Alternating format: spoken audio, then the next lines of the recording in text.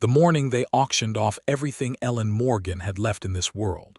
The sun had the nerve to rise beautiful over the red clay hills of Redemption, Texas, painting the sky in shades of amber, and rose as if the heavens themselves had not gotten word that a woman's life was being sold off piece by piece in the town square.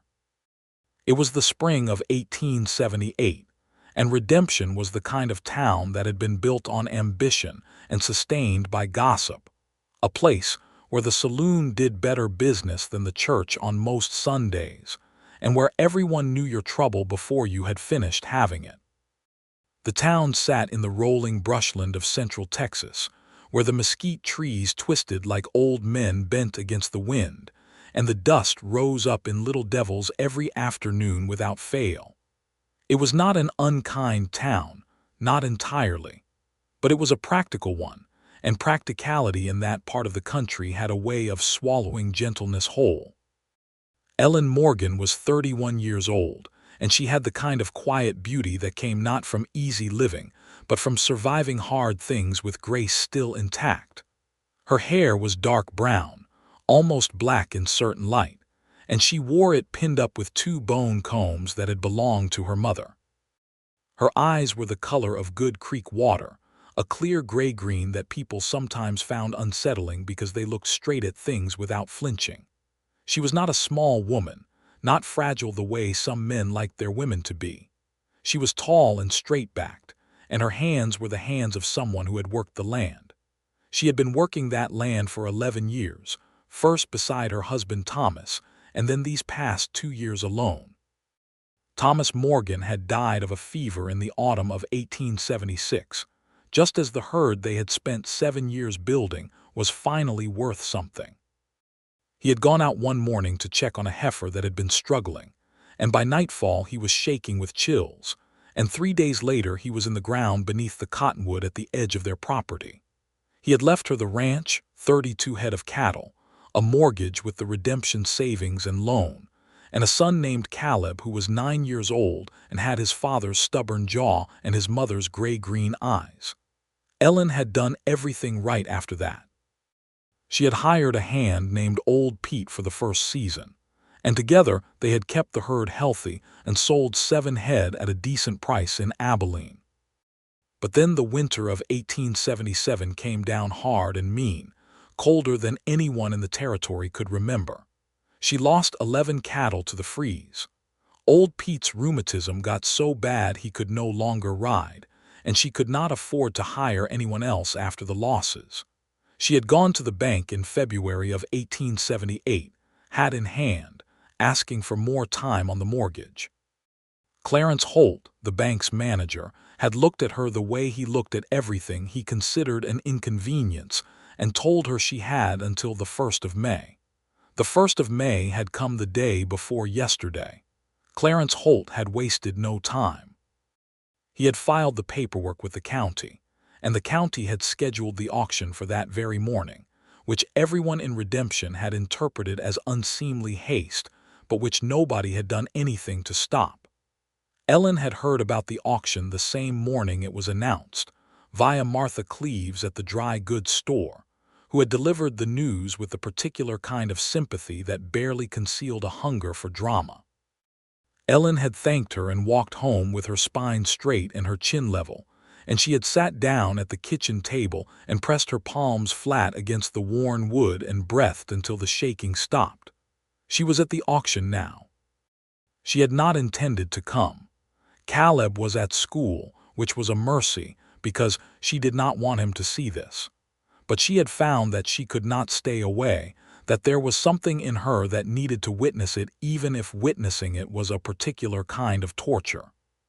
She stood at the edge of the crowd in her best dress, which was blue cotton gone a little pale from washing, with her hands folded in front of her and her face composed into the expression she had been wearing for 2 years, the expression that said she was fine and would continue to be fine and did not require anyone's pity.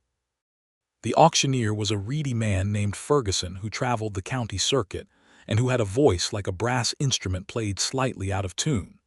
He had set up his platform in the square in front of the courthouse, and Ellen's cattle had been driven in from her ranch that morning by two men the bank had sent out, strangers who had not met her eyes when they passed her on the road.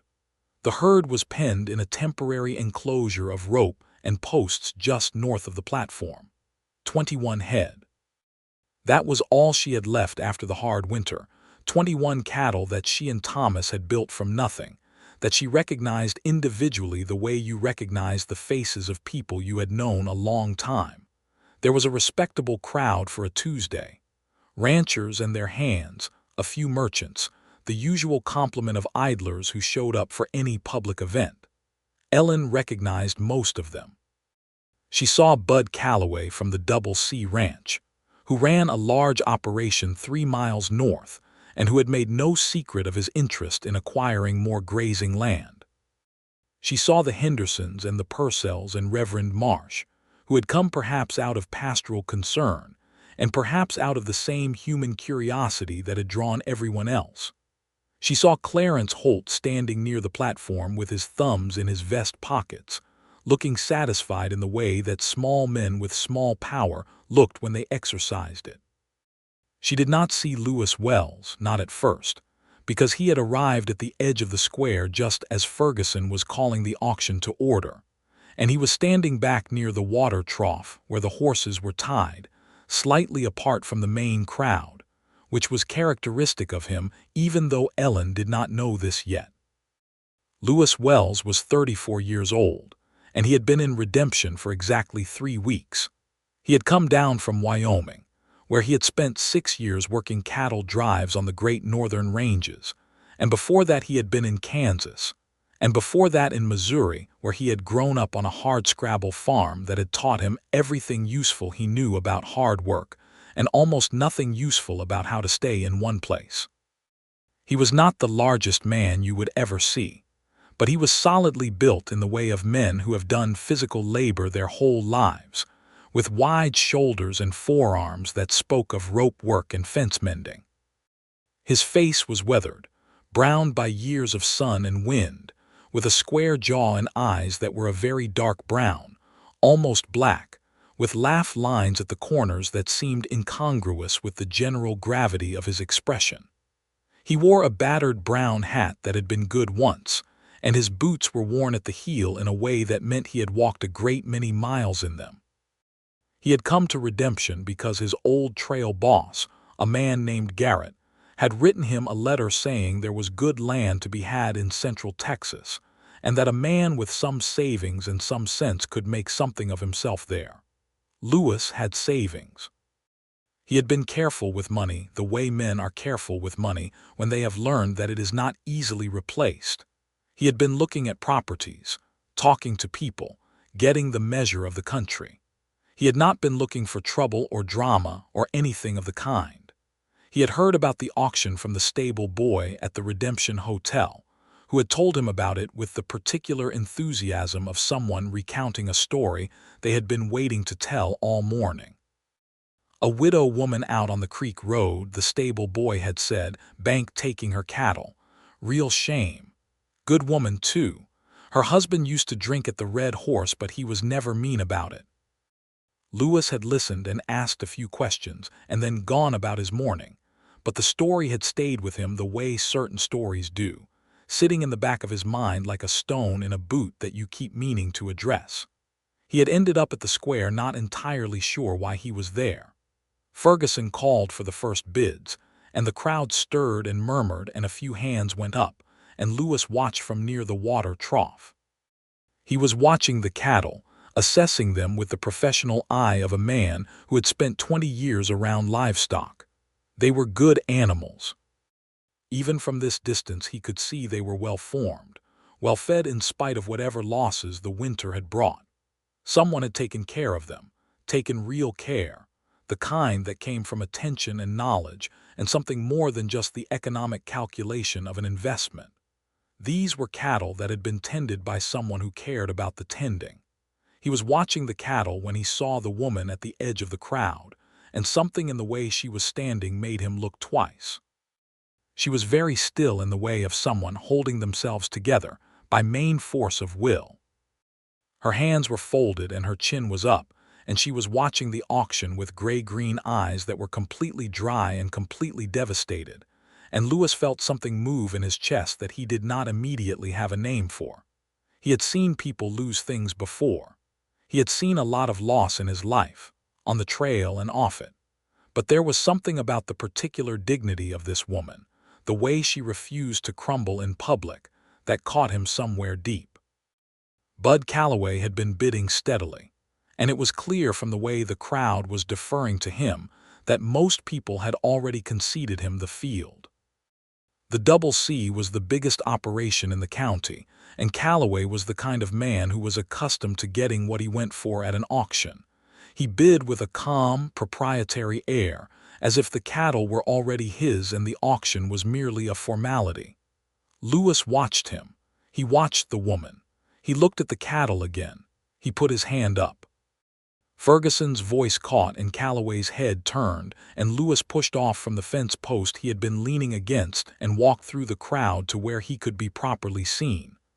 "That is $42 a head," Ferguson announced, with a note of surprise that the bidding had jumped so dramatically. "Do I have 43? Calloway looked at Lewis with the expression of a man encountering an unexpected obstacle, which was a new experience for him based on his expression. He bid 43. Lewis bid 45. There was a murmur in the crowd. People turned to look at this stranger who had appeared from nowhere and was bidding against Bud Calloway as if he had every right and every means to do so.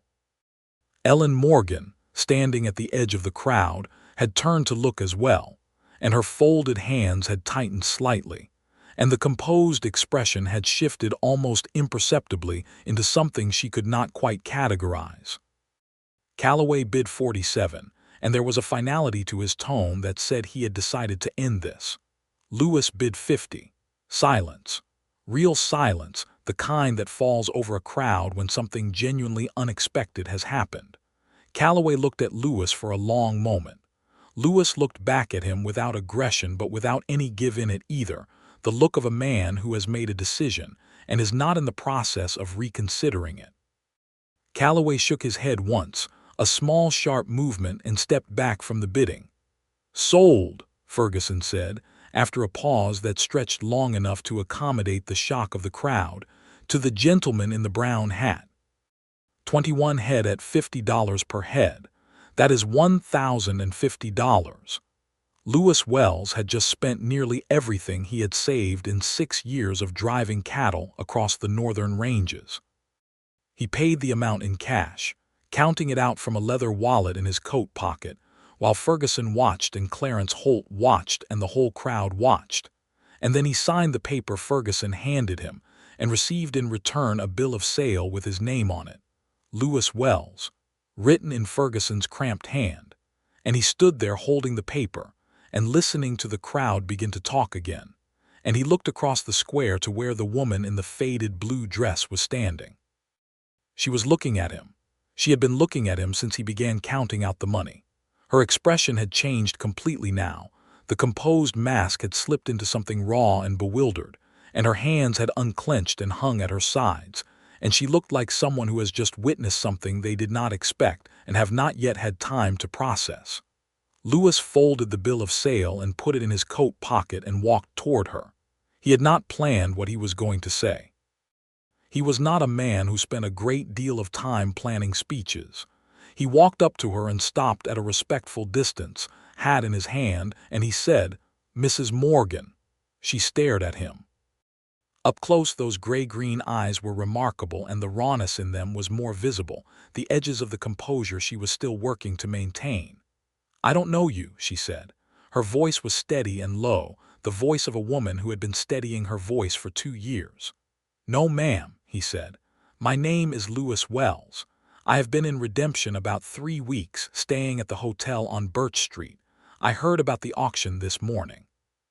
She looked at him for a long moment, trying to read him, which was a habit of hers. Then she said, "Why did you do that?" Lewis considered the question with the seriousness it deserved. "I will be honest with you. I am not entirely sure I can explain it in a way that will make complete sense, but I know good cattle when I see them, and I know someone has taken good care of those animals, and it seemed to me that they belonged where they came from." He paused. "And I thought you should have them back." The silence between them lasted long enough that Lewis began to wonder if he had made a serious error of some kind. Then Ellen Morgan's composure cracked, just a little, just at the edges, and she pressed her lips together and looked away briefly, and when she looked back her eyes were bright. "I can't pay you," she said. "I don't have anything near what you spent." "I know that," Lewis said. "Then why?" "Mrs. Morgan," he said, "I did not come over here to negotiate. I came to tell you that I intend to drive your cattle back to your ranch this afternoon, and I will need someone to tell me where the ranch is." She looked at him for another long moment. Then she said, with a carefulness that suggested she had been surprised in a direction she hadn't expected, "It is on the creek road, 3 miles east. There is a gate with a crossbar made of cedar and a tin star nailed to the post. Thomas put that star up when we first got the property." "I will find it," Lewis said. He put his hat back on. "I will have them there before supper." He turned to go and she said, "Mr. Wells." He stopped and looked back. "Thank you," she said. The 2 words were small, but the weight behind them was enormous. The weight of 2 years of carrying things alone and of an unexpected grace arriving in an unexpected form. And Lewis Wells felt that weight and recognized it and nodded once in acknowledgement. "Yes, ma'am," he said. He was as good as his word. He hired 2 boys from the edge of the crowd, ranchers' sons who were glad of the work, and he drove the 21 head out of the temporary pen and down the creek road in the afternoon sun, reading the land as he went, noting the quality of the grass, the way the creek curved, and where the shade trees grew. The ranch came into view about when he expected it, and he saw the cedar crossbar gate and the tin star nailed to the post, and he felt something settle in him as he drove the cattle through. The property was modest, but it was not neglected. The house was a board and batten structure that had been built with care, with a covered porch and windows that were clean. There were kitchen garden beds at the side, still bare but turned and ready for spring planting. The barn needed paint, and one of the corral fence rails was cracked, but the overall impression was of a place that had been maintained by someone who was working hard with limited resources and had refused to let things slide past the point of recovery. A boy came out of the house as the cattle came through the gate, a boy of about 9 or 10 with dark hair, and his mother's gray-green eyes, and a jaw set in the expression of someone trying very hard to look unafraid. He stood on the porch and watched Lewis drive the cattle into the corral, and then he came down the steps and walked over with the deliberate stride of someone who had decided on a course of action. "Those are our cattle," the boy said. "They are," Lewis said. "Your mother asked me to bring them home." The boy looked at him with those gray-green eyes. "Who are you?" "Lewis Wells. I came down from Wyoming about 3 weeks ago." "What is in Wyoming?" "Cold mostly," Lewis said, "and cattle and a lot of empty space." The boy considered this. "Why did you bring our cattle back?" Lewis crouched down so he was on a level with the boy. "Because they belong here," he said. "Same as you do. What is your name?" "Caleb Morgan," the boy said, with a formality that was both touching and clearly practiced. "My father was Thomas Morgan. He died 2 years ago." "I heard that," Lewis said. "I'm sorry."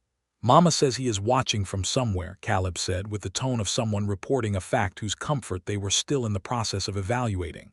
Then he looked past Lewis at the cattle settling into the corral, and something shifted in his face, a relief so profound it changed the whole look of him.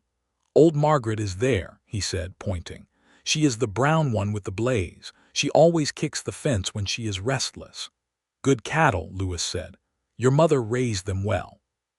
Caleb looked at him again. "Are you staying for supper?" he asked, with a bluntness that came from neither impoliteness nor invitation, but simply from a child's direct assessment of a situation. "Mama always feeds people who do us a kindness." "I don't want to impose," Lewis said. "It is not imposing if you are invited," Caleb said, and turned and went back toward the house as if the matter were settled. Lewis unsaddled his horse and turned her into the corral with the cattle, and he fixed the cracked fence rail with a piece of wood he found near the barn and some nails from a tin he found just inside the barn door, because he could not look at something broken without wanting to fix it.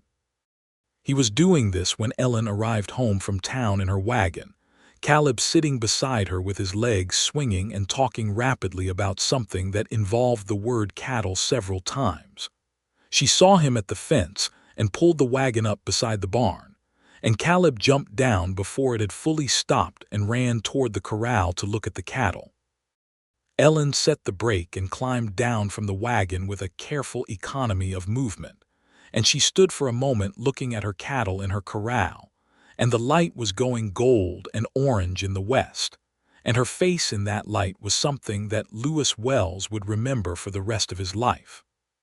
She looked at the cattle for a long time, and then she turned and looked at him, and her eyes were bright again in that way from the square. "Supper is almost ready," she said. "You are welcome at my table, Mr. Wells."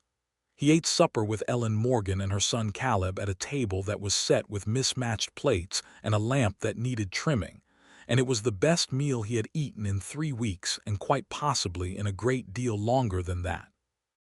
Ellen cooked the way she did everything, with competence and care and without making a fuss about it, and the food was simple and good: salt pork and beans and cornbread and preserved peaches from the cellar.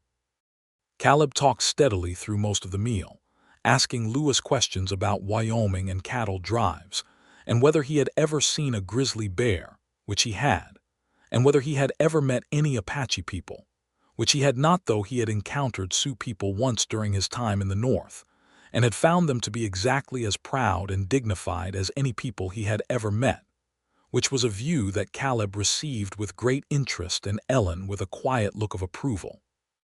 After supper, Caleb was sent to bed, and Ellen washed the dishes while Lewis sat at the table, and she asked him the question she had been careful not to ask in front of Caleb. Where had he come from and what had brought him to redemption, and what he intended to do now that he had spent most of his savings on her cattle? He answered honestly. He told her about Wyoming and the drives, about his plans to buy land and run his own operation, about the letter from Garrett. He told her, meeting her eyes across the table, that the purchase of her cattle had changed his financial situation considerably, but that he did not regret it and was not asking for anything in return. "I need to understand something," Ellen said, setting down the dish she was drying. "You spent $1,050. That is not a small amount of money." "No, ma'am. You did not know me. You had never spoken to me." "That is correct. So help me understand why a man I have never met would spend his savings to buy back cattle for a widow he does not know." She was not challenging him, not exactly. She was doing what she always did, looking straight at things, trying to understand them. Lewis was quiet for a moment. He was not a man who explained himself easily, not because he was guarded, but because he had never had much practice putting the things he felt into words. Finally he said, "When I was 12 years old, the bank came and took my father's horses. We had a farm in Missouri, and we had a bad season, and they took the horses in settlement of a debt. My father worked those horses his whole life. They were as much a part of that farm as the land itself, and when they took them, something in him changed. He never quite recovered from it." He looked at his hands. "I watched you standing in that square, and I thought about my father, and I thought that the right thing to do was to make sure it did not end the same way." He looked up at her. "That is the whole of it. I have no other motive. I'm not looking for a reward, and I am not expecting anything." Ellen looked at him for a long time. The lamp between them cast a warm light on her face, and Lewis thought that she was beautiful in the way that mattered most, the way that came from character rather than mere arrangement of features. "You are a good man, Mr. Wells," she said at last, and the simplicity and directness of it landed on him like the warmest thing he had felt in years. "I try to be," he said. "I do not always manage it, but I try." She smiled then, really smiled, for the first time since he had seen her, and it transformed her face in a way that made him look quickly down at the table and then back up again because he could not help it.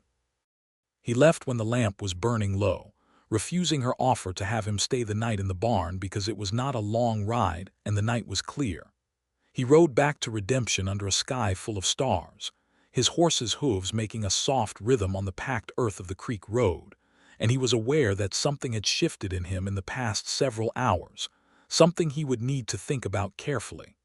He thought about it for 3 days, in which he did not ride back to the Morgan ranch. On the 4th day, he went back. He told himself he had a legitimate reason to go, which was that the transaction of the cattle had left a piece of paperwork incomplete according to his understanding, but this was only partially true. The fuller truth was that he had thought about those gray-green eyes and that smile and the way she had said, "You are a good man, Mr. Wells," and he had found himself thinking about little else, which was not a state he was accustomed to being in, and which required some form of action to resolve.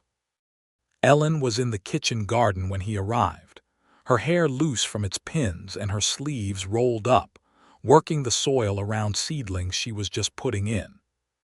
She looked up when she heard his horse, and her expression moved through surprise into something that tried to be merely neutral and did not quite get there. "Mr. Wells," she said. "Mrs. Morgan," he said, "I hope I am not interrupting." "You are," she said, "but only the planting, and the planting will wait." She stood up and brushed her hands on her apron. "Come around to the porch. I will get some water." They sat on the porch steps in the warm April sun, and she gave him water, and he gave her the piece of paperwork, which she looked over with a practicality that suggested she had been managing paperwork alone for 2 years and had gotten good at it. She asked him one question about it that showed she understood it completely, and then folded it neatly and said she would keep it with her records. "How are the cattle settling?" he asked. "Well," she said, "old Margaret kicked the fence on the first night, but she is settled now." She paused. "I talked to Mr. Holt at the bank." Lewis looked at her. "And the cattle are mine outright now, since you paid the auction price and it covered the debt. There is no longer a mortgage on the herd." She said it steadily, but there was a quality in her voice like someone recounting a thing they are still struggling to believe is real. "The ranch property is still mine, free and clear. Thomas had paid it outright before he got sick. The mortgage was only on the cattle financing." She paused again. "I did not realize until after the auction how completely your purchase resolved the situation. I had been so afraid that even getting the cattle back would not settle the debt, but the auction price was more than sufficient." "I am glad," Lewis said. "I have been thinking about what you said," she said, "about your father's horses." "Have you?" "I think," she said carefully, choosing her words the way she chose all her words, with care and precision, "that what you did was one of the most generous things one person has ever done for another in my experience. And I am not a sentimental woman, Mr. Wells. I do not say things I do not mean." "I know that," he said. "I can tell that about you." She looked at him. "How can you tell that? You have only known me 4 days. "Some things you can tell quickly," he said. "The way a person holds themselves, the way they speak, the way they handle a hard situation." He met her eyes. "You are not a woman who needs to be managed or rescued, Mrs. Morgan. I did not buy those cattle to rescue you. I bought them because the situation was unjust and I had the means to address it, and because—" He stopped. "Because," she said. He was quiet for a moment. Then he said, "Because I wanted to. Because when I saw you standing there, holding yourself together the way you were, I thought that you deserved better than what was happening to you. And that is a more personal reason than the principle of the thing, and I recognize that I have no standing to have personal feelings about a woman I just met. So I will stop there." The silence between them was different from the silences before, warmer and more complicated, the kind of silence that has several things living inside it. "You could come back," Ellen said, "if you wanted to. There is always work that needs doing on a ranch, and I cannot afford to hire anyone yet. I am not in a position to pay you, but there is a meal in it, and she paused, and for the first time since he had met her she seemed less than certain of her words. "I find that I do not mind your company. That is an unusual thing for me to say. I have become accustomed to my own company and Caleb's, and I do not generally find that I want additional company." "Then I take it as a considerable compliment," Lewis said. She laughed. It was a short laugh, surprised out of her, and it was wonderful to hear. "You are less predictable than I expected," she said. "What did you expect?" "I am not sure. Something more," she gestured vaguely. "Men out here are generally more straightforward in their manner, less given to complicated explanations." "I am from Missouri," he said. "We talk more than Texans." She laughed again, longer this time, and Lewis thought that making her laugh was quickly becoming one of his primary ambitions. He came back the next day, and the day after that. He fixed the fence rail properly this time, finding the right wood in the stand of cedar at the back of the property. And he cleaned out the water trough and checked the health of the cattle with the trained eye of a man who had doctored animals on the trail. He found that 2 of the younger steers had a touch of something that needed watching, and he told Ellen about it, and she listened with complete attention and asked the right questions, and then said she had seen it before in the herd and knew what to watch for. He discovered that she was a remarkably competent rancher. She had learned from Thomas, who had learned from his father in Kentucky, but she had also learned from observation and from reading because she was a reader, which surprised him pleasantly.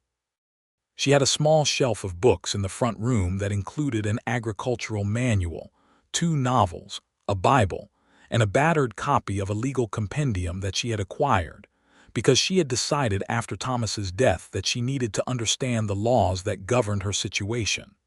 Lewis found this last particularly impressive.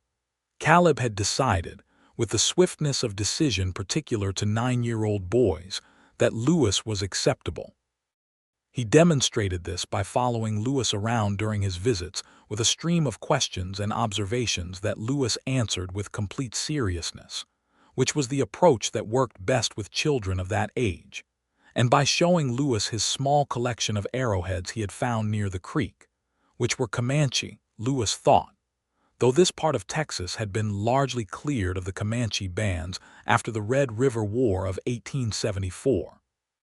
A campaign that had ended their free-ranging life on the southern plains in a way that Lewis, who had lived alongside indigenous peoples in the north and observed the same pattern being enacted there, found deeply troubling. He said something of this to Ellen one evening, not expecting agreement, and she surprised him by agreeing completely, saying that the country had been made at a cost that the ledger never showed plainly. He had been coming to the ranch for 2 weeks when Ellen said, one afternoon while they were both leaning on the corral fence watching the cattle, "I think you need to tell me what your plans are, Mr. Wells." He looked at her. "What do you mean?" "I mean," she said, "that you have been coming here every day for 2 weeks and doing work that is considerable and valuable, and you have been eating supper here most nights, and Caleb has attached himself to you in a way that concerns me somewhat because if you are planning to move on I need to know that before it goes any further." He was quiet for a moment. Then he said, "I have been looking at a property." "Have you?" "Yes. It is about 2 miles north of here up near the creek bend. 80 acres with a small house and a barn, asking price $450. I have enough left after the auction to buy it and still have some to start with." He paused. I had been going back and forth on whether to make an offer. Ellen looked at him with those straight gray-green eyes.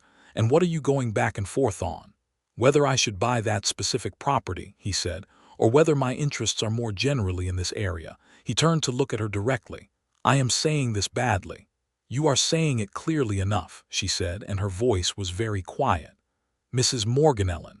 He had not used her first name before, and she did not stop him.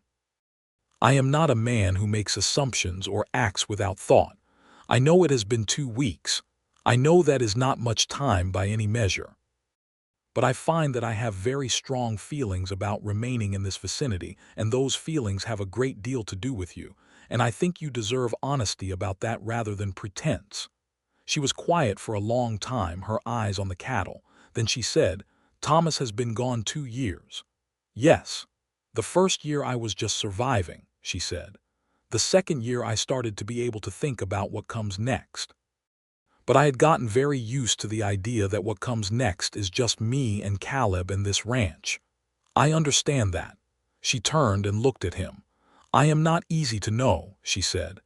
I am not going to pretend to be simpler than I am or less particular. I have opinions and I will say them, and I have a son who is my first responsibility, and I have a ranch that is my life's work and I will not abandon it or compromise it. I would not want any of that to be different, Lewis said. The silence was long. The afternoon light was golden, falling across the corral and the cattle and the cedar posts, and somewhere in the mesquite a bird was making a sound that the Texas spring was full of. Buy the property on the creek bend, Ellen said at last.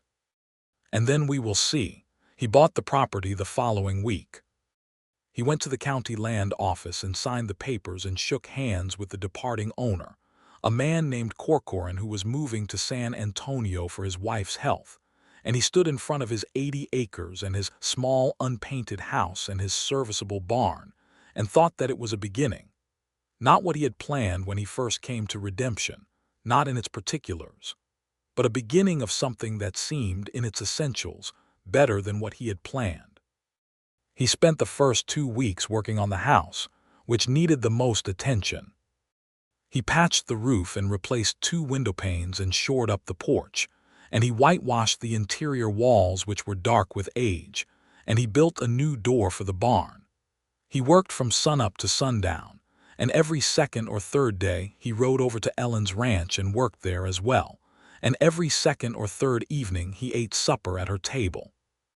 The relationship between them was growing the way certain things grow, carefully and with good roots, neither of them rushing it and neither of them able to entirely prevent it. They talked about everything, which Lewis had not done with another person in a very long time. He was not by nature a talking man, but with Ellen he found that conversation came naturally, perhaps because she listened as well as she spoke, with genuine attention, without waiting only for her turn to respond. They talked about cattle and land and weather and Caleb and books and history, and what the country was and what it should be. And sometimes they talked about Thomas, because she needed to be able to talk about Thomas, and Lewis understood this.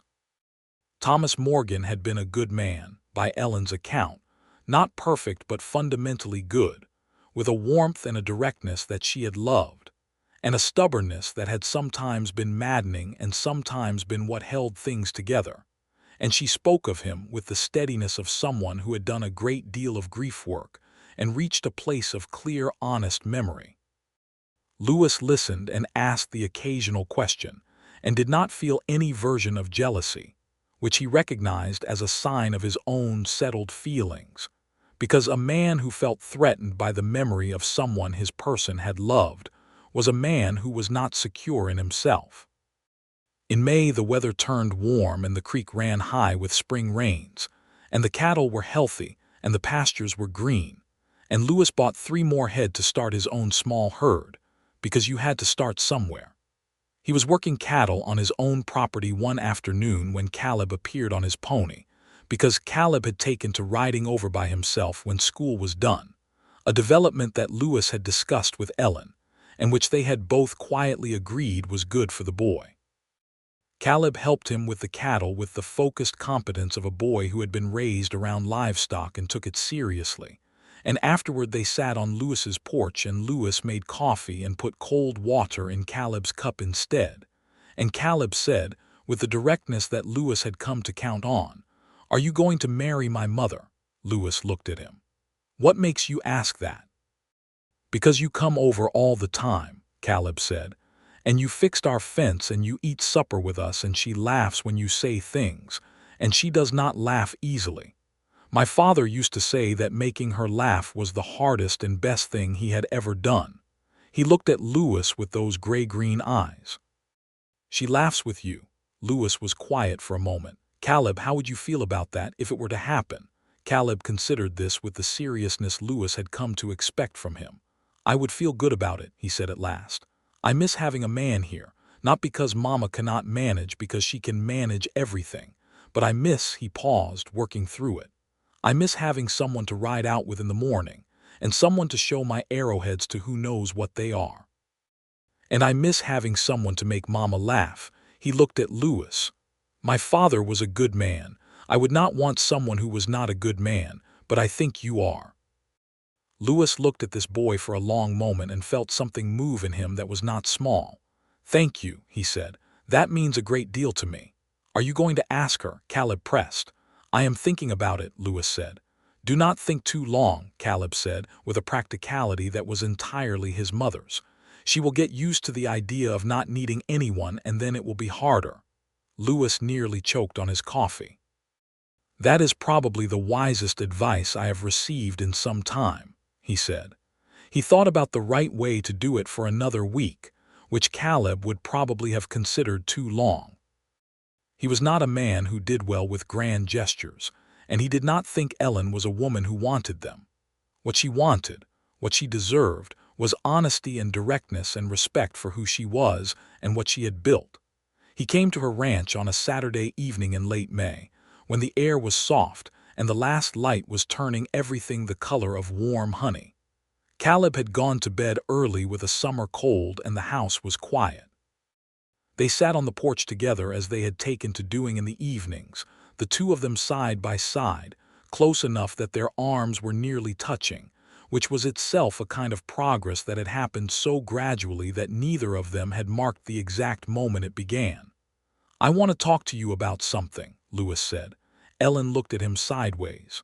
"All right." He turned to face her. In the honey-colored light she was beautiful in that way of hers, that deep and particular beauty, and her gray-green eyes were soft in a way they only were in the evenings when she was not on guard. "I have been here 2 months," he said. "I know that is not a long time." "No," she said. "It is not. But I have known some things quickly in my life that turned out to be true," he said, "and I have known other things slowly that turned out to be wrong, and I have come to the view that the length of time is not what matters. What matters is the knowing." He held her gaze. "Ellen, I know that I love you. I have known it for some time. I did not say it before because I did not want to push you into a corner or create a pressure that was not welcome." She was very still. "I am asking if you will consider making a life with me. Not because you need what I can provide, because you have made clear that you can provide for yourself and Caleb, and I know that to be true. I am asking because I think we would be better together than apart, and because I believe that you care for me, and because I want to give you all the time you need and all the honesty I have and to stand beside you on this land for as long as I am alive." He paused. "I am not saying this well." "You are saying it fine," she said, and her voice was not quite steady. "Ellen," he said. She looked at him, and what was in her face was something he had been watching come slowly to the surface for 2 months, the careful way a spring thaws after a hard winter, not all at once but steadily and irreversibly. "I was afraid," she said. "I will tell you that plainly. After Thomas, I did not know if I could open myself to that kind of loss again. I built walls very specifically to prevent it." "I know," he said. "You walked through them," she said, "without even appearing to try, which was rather inconsiderate of you, actually." He smiled. "I apologize." "No, you do not," she said, and she was almost smiling too, that smile that transformed her face. "No," he agreed. "I do not."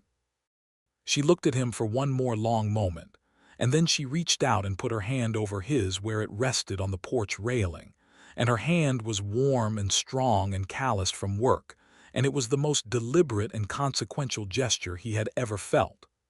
"Yes," she said. "I will make a life with you, Lewis Wells." He turned his hand over and held hers, and they sat like that in the honey-colored evening light with the sound of the cattle settling in the corral and the creek running somewhere in the dark. And it was one of the best moments of Lewis Wells's life by a very considerable margin. He kissed her that evening, gently, at the end of the porch as he was leaving, and it was the kind of kiss that is a question and an answer at the same time, and she kissed him back with the same directness she brought to everything, and he rode home in the full dark with the stars scattered overhead and felt, for the first time in a long time, like a man who knew exactly where he was going. They told Caleb the next morning, and Caleb said, "I know, Lewis told me he was thinking about it." And Ellen turned and looked at Lewis with an expression of very eloquent exasperation, and Lewis said, He asked me directly and I could not lie to the boy. And Caleb said, "Can Lewis's horse live in our barn?" And that was how the announcement went, which was about as right as any announcement could be. They were married in June, 6 weeks later, by Reverend Marsh at the Redemption Church on a Thursday morning, because Thursday was the most practical day for ranchers to take time away from their work, which was the kind of reasoning that would have baffled a great many people and made perfect sense to both of them. The church was full because Redemption was the kind of town where everyone came to a wedding, even if they had not been particularly kind in the days leading up to it. And several of the people who had watched the auction in April were there, including, somewhat surprisingly, Bud Calloway, who had the grace to shake Lewis's hand and tell him it had been a fair contest.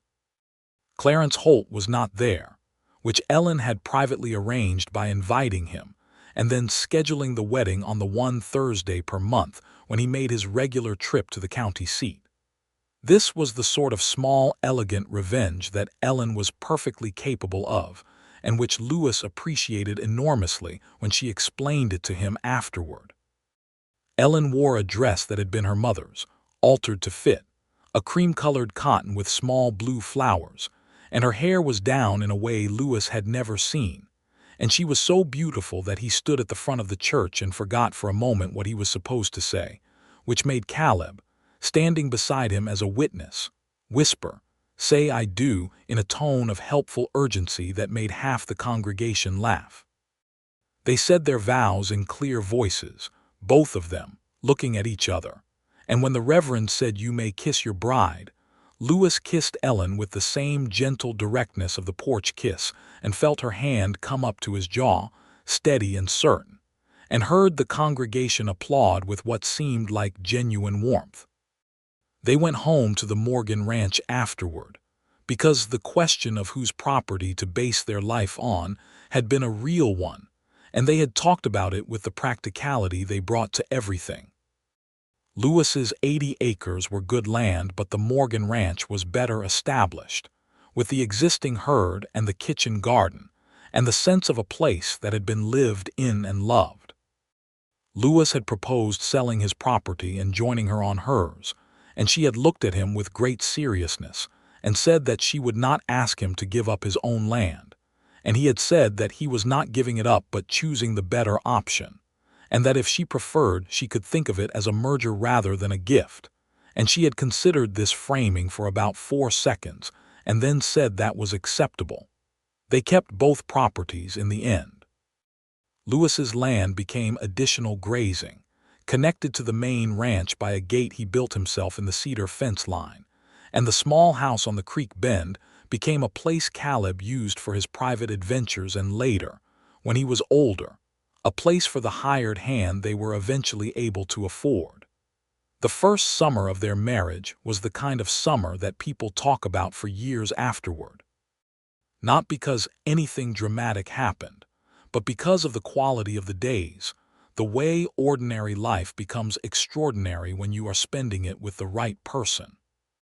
They worked the ranch together with a partnership that felt natural from the first, each of them competent and each of them willing to learn from the other, without the friction that comes when two strong people cannot find the rhythm of collaboration.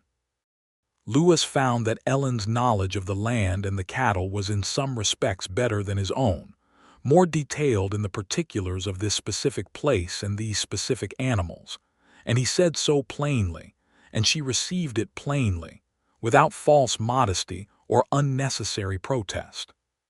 She found that his experience of driving cattle over long distances and through difficult conditions had given him a practical knowledge of animal health and movement that complemented her own, and that his hands were capable of almost anything structural, fence and barn and roof and furniture, in a way that meant the list of things that needed doing began to shrink for the first time in 2 years.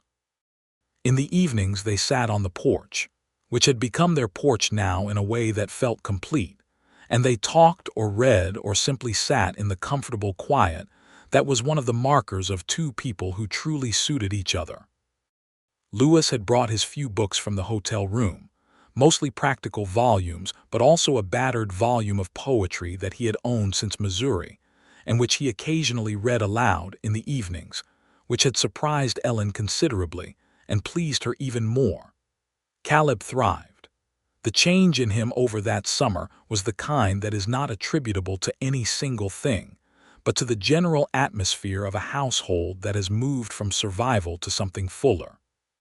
He was still his mother's son, still direct and serious, and given to long silences when he was thinking, but he laughed more, and he rode out with Lewis in the mornings with the ease of a boy who had found the companionship he had been missing, and he grew an inch and a half in 3 months and was endlessly pleased with himself about it.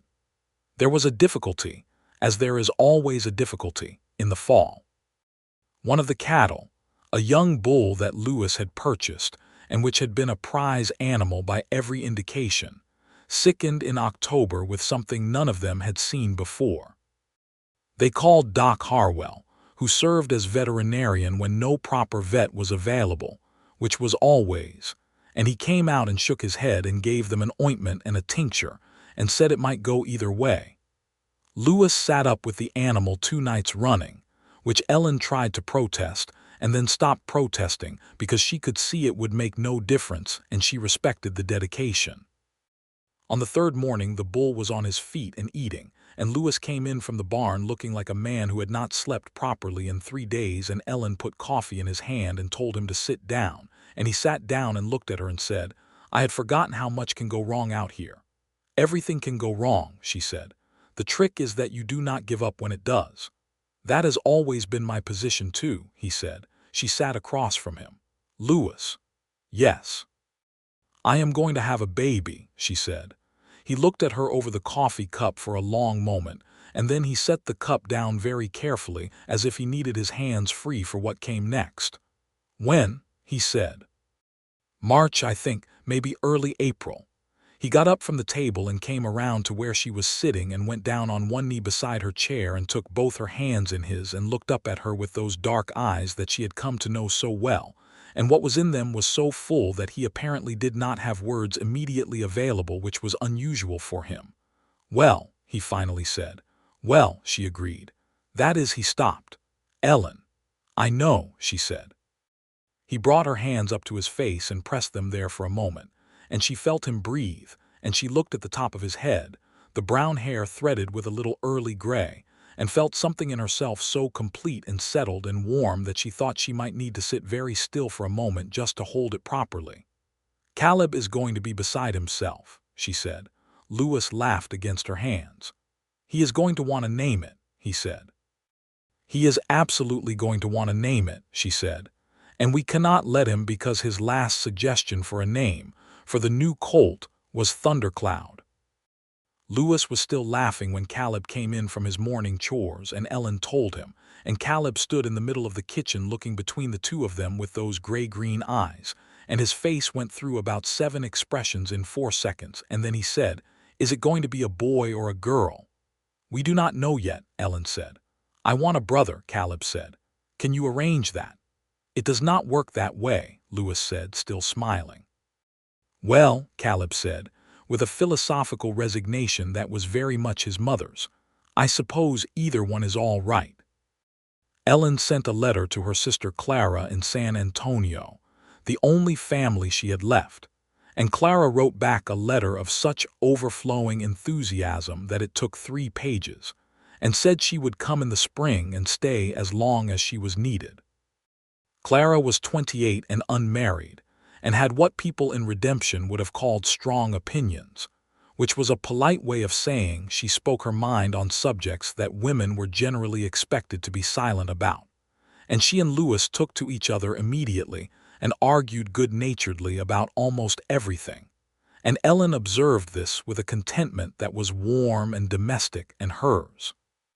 The winter of 1878 into 1879 was kinder than the winter before, as if the land was making an attempt at reparation.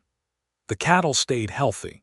The creek froze briefly in January but thawed quickly, and Lewis and Ellen settled into the rhythms of a working ranch and a new marriage with the ease of 2 people who had both been alone long enough to understand the value of not taking what they had for granted. They argued sometimes because they were both strong-minded and both cared about their views, but their arguments had a cleanness to them, the kind that comes to resolution, and neither of them was a grudge keeper or a silence maintainer, which were the arguments that did the damage.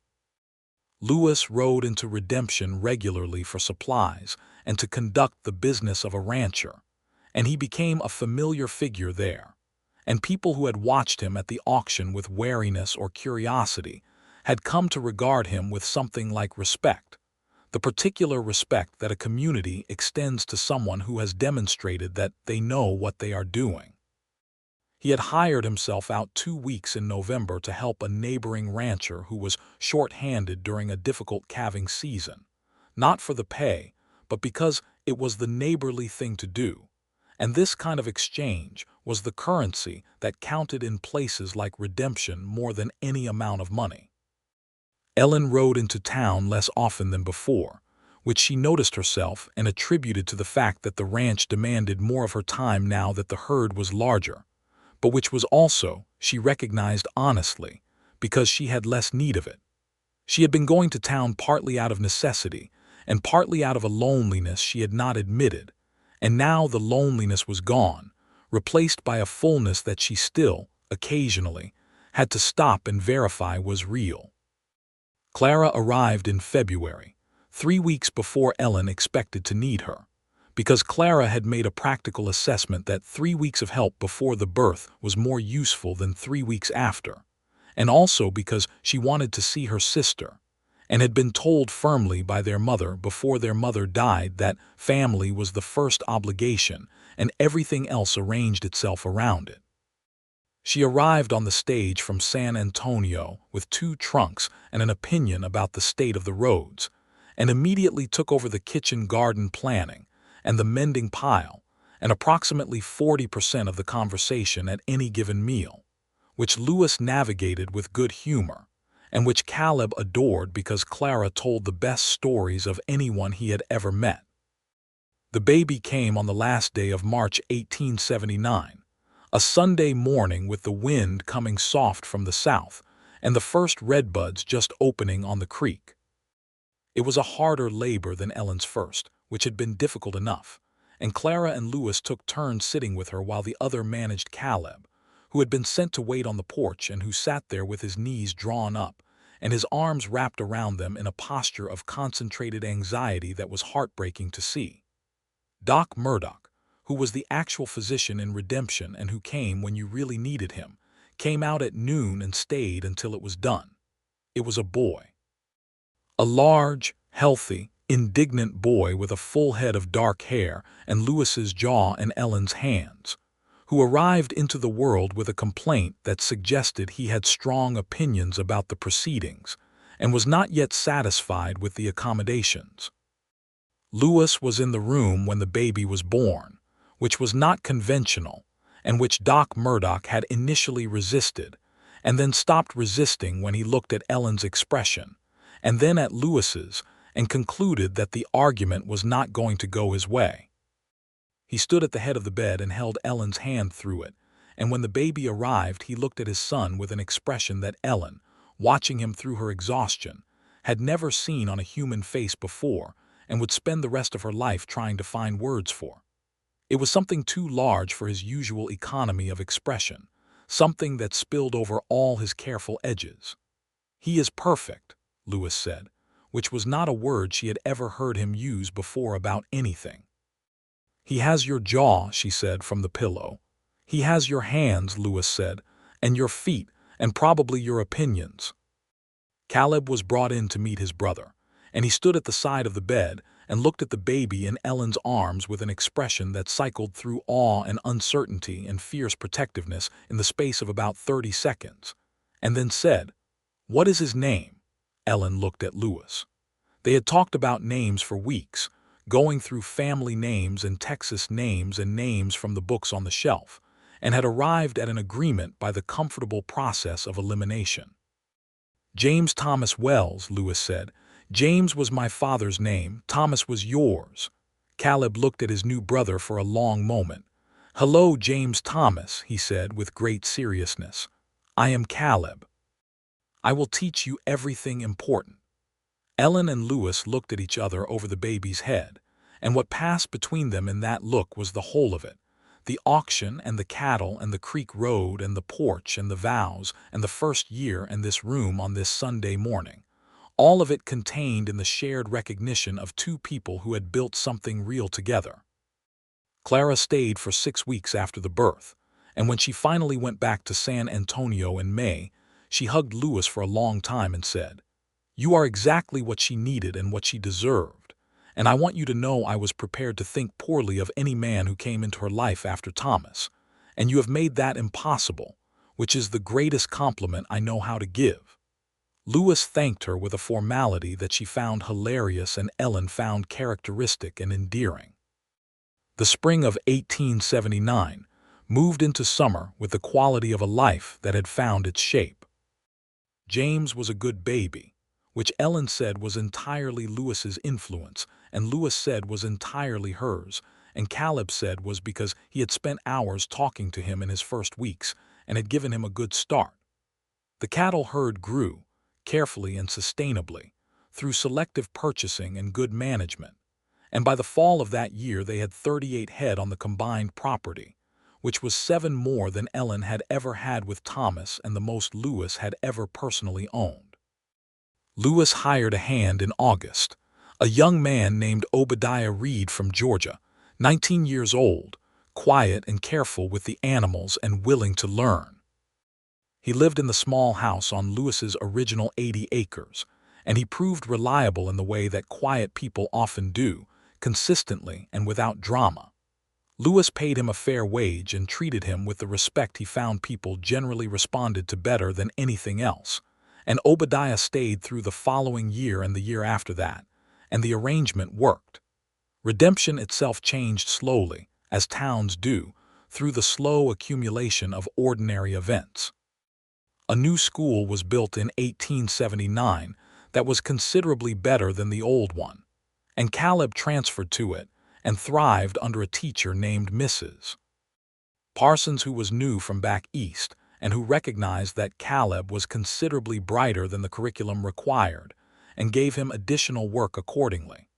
Louis and Ellen went to the school meetings and the community meetings and the occasional church social with the participation of people who had roots in a place and intended to keep them, which was something Louis had not felt since Missouri.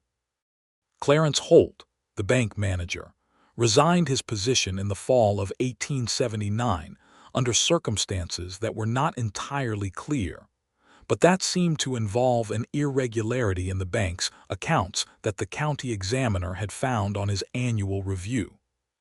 The story circulated through Redemption with the thoroughness that such stories always achieved, and Ellen received the news with a composure that did not entirely conceal a small and private satisfaction, which Louis observed and understood and said nothing about, because some things did not need to be said. The new bank manager was a woman, which was remarkable enough that it was the main topic of conversation in Redemption for approximately 2 months. Her name was Mrs. Fortuna Diaz, a widow from San Antonio whose late husband had been a banker, and who had apprenticed herself to the trade after his death and proven so capable that the county board, in a moment of either progressive thinking or simple practicality, had appointed her. She and Ellen became something like friends, the kind of friendship that is less about sentimentality and more about mutual recognition of competence and character, which suited both of them perfectly.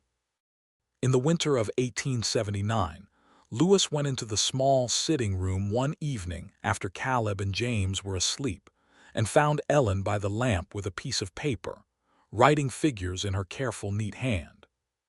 He sat down across from her and waited, and she looked up and said, "I have been thinking about expanding the herd. If we run it right, we could be at 50 head by the spring of 1881. He looked at the figures. They were good. Her projections were sound and her methodology was solid. He suggested 2 adjustments, one about timing and one about which animals to prioritize for breeding, and she looked at his suggestions for a moment, and then made a small mark on the paper that indicated she was incorporating them. And they spent the next hour at the table together planning the next phase of their cattle operation, with the shared focus and complementary knowledge of a genuine partnership. When they went to bed that night, Ellen said in the dark, "I want to tell you something." "Tell me," he said. "I was afraid," she said, "for a long time that I had used up the good part of my life, that Thomas dying when he did had taken the main thing, and what was left was just the managing and the surviving." She was quiet for a moment. "I was wrong about that. You should know that you have given me something I did not expect to have again." He turned in the dark and found her face with his hand, and she turned toward him, and he said, very quietly, "You gave it to yourself. You kept yourself intact through everything. You kept this place going, and you raised that boy right, and you did not let the hard things make you hard. I was just fortunate enough to arrive at the right moment." "Do not be modest," she said. "It is uncharacteristic." He laughed in the dark, and she laughed with him, and it was the best kind of laughter, the kind between two people who know each other well enough to find the same things funny. The year 1880 came in cold and clear, and by February Ellen knew they were going to have another child. This one was easier, as second ones sometimes are, and the birth in September was quick enough that Doc Murdoch arrived with only 40 minutes to spare, which he complained about in the manner of a man covering his relief. This baby was a girl, which made Caleb, who had prepared for the possibility, say only, "Well, I have had practice with James. I suppose a girl is an additional challenge," in a tone that so precisely mirrored Ellen's own way of approaching a difficulty that Lewis had to leave the room briefly to laugh. They named her Sarah Clara, for Lewis's mother and for Ellen's sister, and Clara cried when she received the letter, and said in her response that it was the finest thing that had ever had her name attached to it, and sent a package of things from San Antonio that included a beautiful blue blanket she had made herself, and a book of songs for children that she said she had been keeping in readiness. Caleb was 12 now, and he was in the process of becoming the kind of person he was going to be, which was clear and strong and direct in his mother's way, with a gravity that was all his own and a wit that seemed to surprise people who expected the gravity. He helped with James, who was an active 18-month-old with enormous energy and strong opinions about everything, and he helped on the ranch with a capability that was now genuinely useful rather than merely educational. He rode out with Lewis every morning and was learning to read cattle and land in the way Lewis had learned it, by observation and accumulation, and Lewis taught him the way he had been taught, not with lectures but with questions, asking the boy what he saw and why he thought what he thought and waiting for the real answer. Lewis Wells at 36 was a different man in his externals than he had been when he rode into redemption with his savings and his indeterminate plans. He was more settled, more rooted, quieter in a different way than the quietness of a man who is self-contained, but of a man who has things worth being quiet about. He had the look of someone who had arrived where he was going. Ellen noticed it in him sometimes in the evenings when he was on the porch and the light was right, the quality of a man at rest in his own life, and she felt the parallel in herself, the same resting, the same arriving. In 1881, they drove a portion of their herd, 15 head of prime steers, up to Abilene for the market. Lewis and Obadiah and Caleb, who was now 13 and had lobbied for months to be included, and whose lobbying had been met with the practical assessment that he was capable enough to come, which was the only argument that worked in the Morganwells household. Ellen had wanted to come as well and had not, because Sarah was barely a year old and James was 2.5, and the practicality of the thing was clear, which did not prevent her from having an opinion about it delivered at some length on the morning of their departure. The drive took 8 days and went well, which Lewis attributed to good preparation and good weather, and Caleb's increasingly reliable reading of the cattle's mood. They sold at a favorable price, the market being in a good position that year, and Caleb's face when the money was counted out was a look Lewis kept with him for a long time. That particular expression of someone seeing in one moment the concrete result of work they had done with their hands and their knowledge, understanding for the first time the full circuit of what they were part of. They came home in early October, and Ellen met them at the gate in the evening with James on her hip and Sarah on the porch behind her, and she looked at Caleb's face and saw what was there, and smiled in a way that told him she had known he would be able to do it before he had known it himself. "How did they take to the market?" she asked. "Top dollar," Caleb said, and the pride in it was something she would remember. Life settled into its rhythms through those years, full and good, with the particular richness of a life built on honest work and genuine partnership. There were hard seasons, because there are always hard seasons. A drought year in 1882 that required careful water management and cost them 2 animals and some sleepless nights, and a rattlesnake bite to one of the horses in the summer of that same year that Lewis sat up with for 3 nights running, and a disagreement between Ellen and Lewis in the fall of 1882 about whether to take out a small loan for new breeding stock that became the longest argument of their marriage, and ended with Ellen being right and both of them knowing it, which was the kind of resolution that actually strengthened things rather than wearing them down. Caleb graduated from the Redemption School in the spring of 1883 at 15, the top of his class by a significant margin, and Mrs. Parsons wrote a letter to Ellen and Lewis saying that in 20 years of teaching, she had rarely seen a student of Caleb's combination of intelligence and character, and that she hoped he would continue his education if it were at all possible.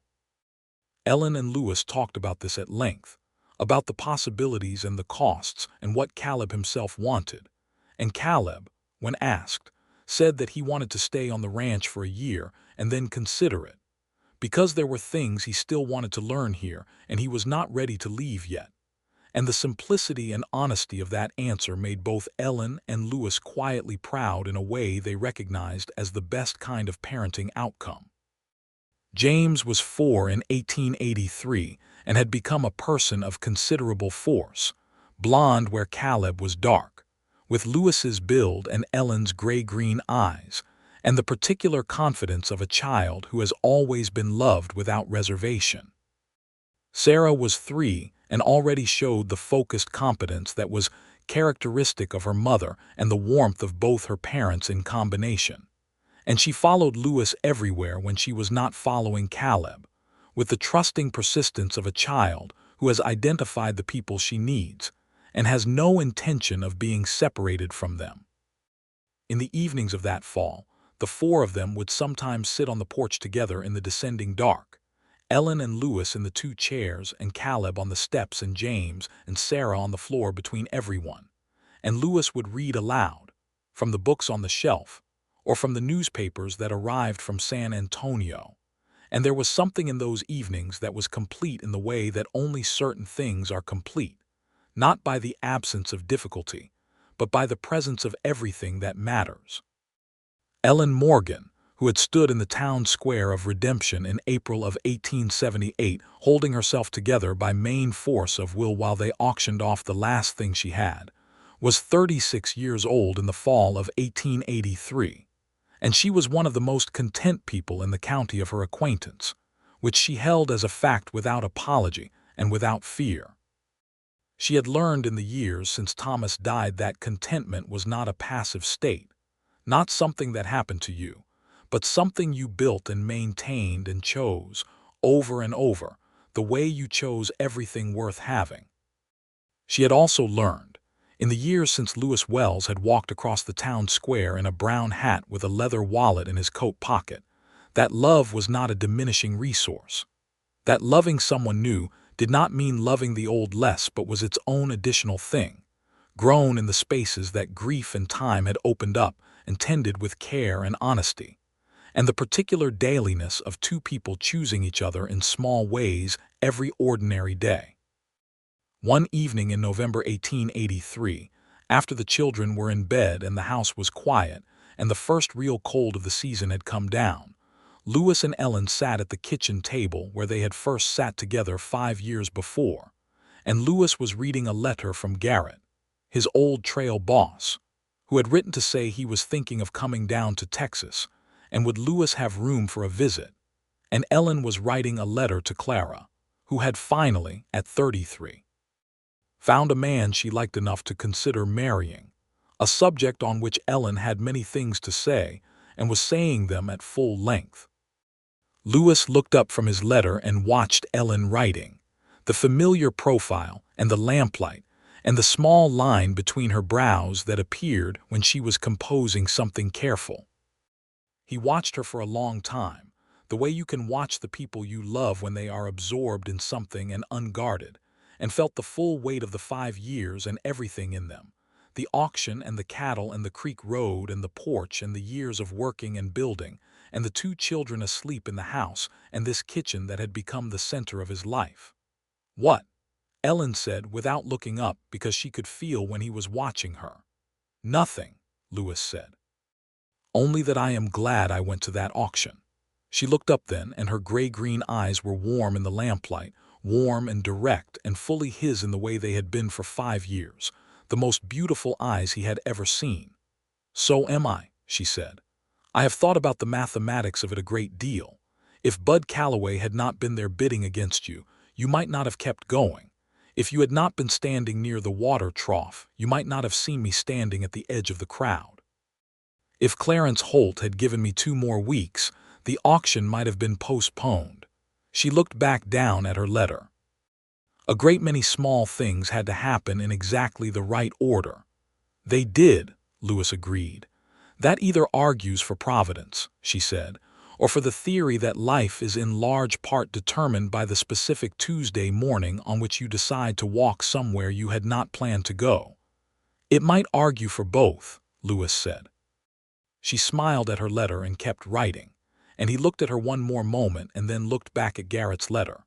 And outside, the November wind moved through the mesquite and the cedar and across the red clay of the creek road, and the cattle were settled in the corral, all 39 of them, including old Margaret, who had been kicking fences for 5 years and showed no sign of stopping, and the children were asleep in their beds, and the lamp was burning between 2 people at a kitchen table in Redemption, Texas, in the year 1883, and everything that needed to be there was there.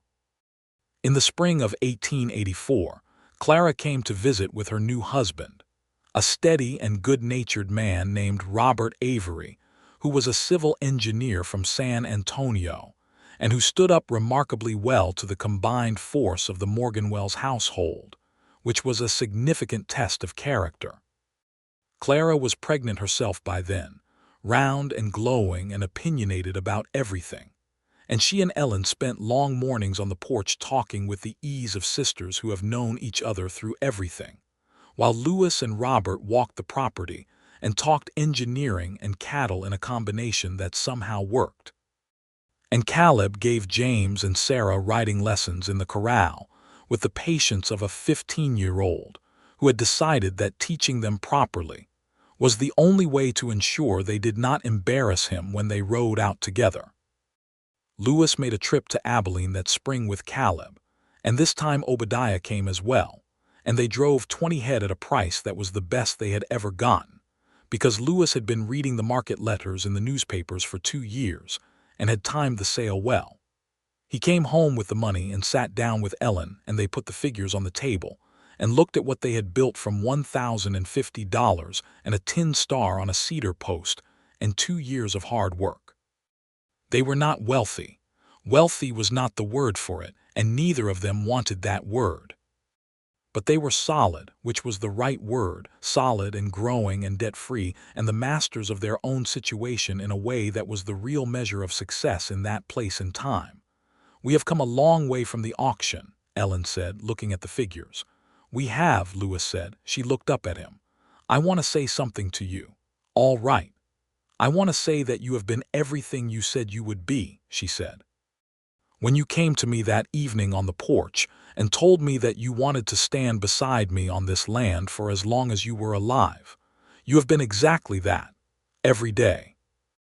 Without asking for notice or gratitude for the ordinary work of being what you said you would be. Her voice was steady, the way it always was, but the steadiness was the covering of something full and deep. That is not a small thing, Louis. That is a very large thing, and I do not say it as often as I should. He looked at her across the kitchen table that had become the table of their life, the same table where he had first eaten salt pork and beans and cornbread 5 years ago, slightly more battered now, the surface worn smooth in the places where hands had been placed thousands of times. "You show it," he said, "in the way you come to find me when I am at the fence line in the evening, and in the way you reach across and fix my collar before we go to church, and in the way you saved the last of the peach preserves from last summer for when I had that chest cold in January." He smiled, the slight smile that she knew as well as she knew anything. "You are not a woman who says things, Ellen. You are a woman who does them. I have always preferred that." She reached across the table and took his hand, the strong, calloused hand she had held so many times, and he held hers in both of his. And outside, the spring of 1884 was coming on in the mesquite and the creek country of central Texas. And somewhere in the house Caleb was reading to James, and Sarah could be heard narrating something elaborate to the rag doll Clara had sent her from San Antonio. And the cattle were in the pasture in the afternoon sun, all 39 of them. Old Margaret among them, still and ornery as the day she had first come through the cedar gate, and kicked the fence in protest, and then settled because she was home. The years to come would bring more of everything, more seasons and more children. Another boy 2 years later that they named Henry after no one in particular, but because it suited him from the first moment. A name that fit him the way the right hat fits a man. And a decade of good cattle prices and one very bad drought year. And the coming of the railroad spur to redemption in 1886 that changed everything about how they did business and generally improved the outlook. Caleb went to study in Austin at 20 with the savings that Louis and Ellen had put by for exactly that purpose, and came back 2 years later with a surveying certificate and a woman named Adeline from Hill County who had her own strong opinions and was therefore, Louis said, perfectly suited to the family. They built a house on the Creek Bend property, Caleb and Adeline, on the foundation of Louis's original small house, and the families were close in the way that is only possible when the people involved genuinely like each other rather than merely loving each other out of obligation. James grew tall and blond and capable, Louis's build and Ellen's mind, and took to the cattle operation the way he had been taking to it since Caleb first put him on a horse at age 5, and there was never any question about what James was going to do with his life. Sarah went to school in San Antonio for a year, at Clara's urging, and came back with ideas about gardening that transformed the kitchen garden into something that could have been in a magazine, and she eventually married a young teacher named Mr. Avery, no relation to Robert, in 1901, and it was at that wedding that Louis and Ellen, in their middle 50s, danced together for the first time in a long time, and Ellen said she had forgotten he could dance, and Louis said he had not forgotten that she could, and they laughed and kept dancing until the fiddle stopped. But all of that was in the future, in the long future of a life built solidly enough to hold it all. In the present, in the spring of 1884, on the porch of the Morganwells Ranch on the Creek Road 3 miles east of Redemption, Texas, there was a man and a woman sitting in the warm afternoon sun with their hands joined across the railing between their 2 chairs, and the sound of children from inside the house, and the sound of cattle from the pasture, and the sound of the creek running over its stones, and the smell of cedar and earth and the bread Ellen had put on to bake that morning, and which would be ready about the time Louis went in to bring the children to the table. It was an ordinary afternoon. It was the kind of ordinary afternoon that is built, slowly and deliberately, and through the specific choice to keep building, into the shape of a life that holds. It was everything. Lewis Wells had walked into a town square on a Tuesday morning in April 1878 with no plan beyond looking, and he had looked at a woman standing at the edge of a crowd with her hands folded and her chin up and her gray-green eyes clear and devastated, and something had moved in him that he had not had a name for at the time. He had a name for it now. He had had a name for it for 6 years. He looked at her in the afternoon light, Ellen Morgan that was now Ellen Wells, the most capable and honest and direct and beautiful person he had ever known, and she looked back at him with those eyes that saw everything straight on, and neither of them needed to say anything at all. The cattle were home where they belonged.